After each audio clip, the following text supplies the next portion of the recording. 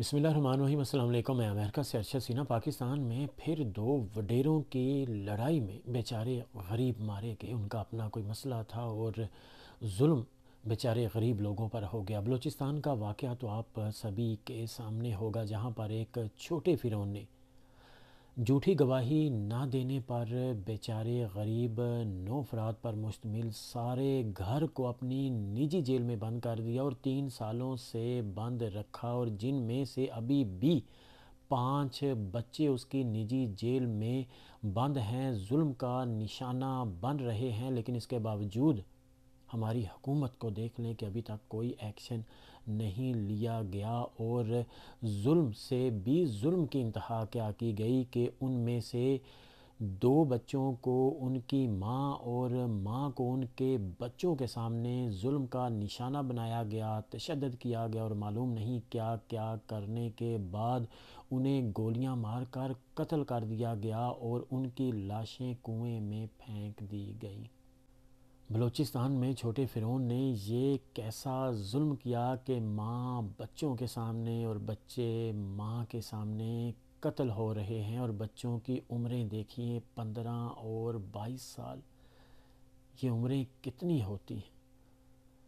और यहाँ एक बात और भी सोचने वाली है कि ज़ाहिरी सी बात है, वो छोटा फिरौन तो बुढ़ा हो चुका है, उसने ख़ुद तो जुल्म नहीं किया होगा, वो तो शायद खड़ा कैसे हो जाता है।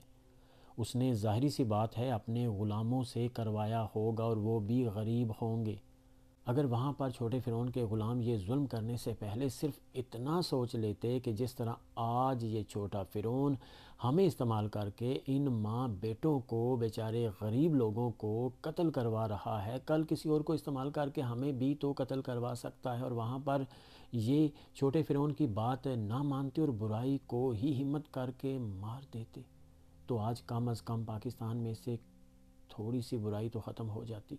लेकिन उन्होंने ऐसा नहीं किया, किसी लालच में नहीं किया होगा।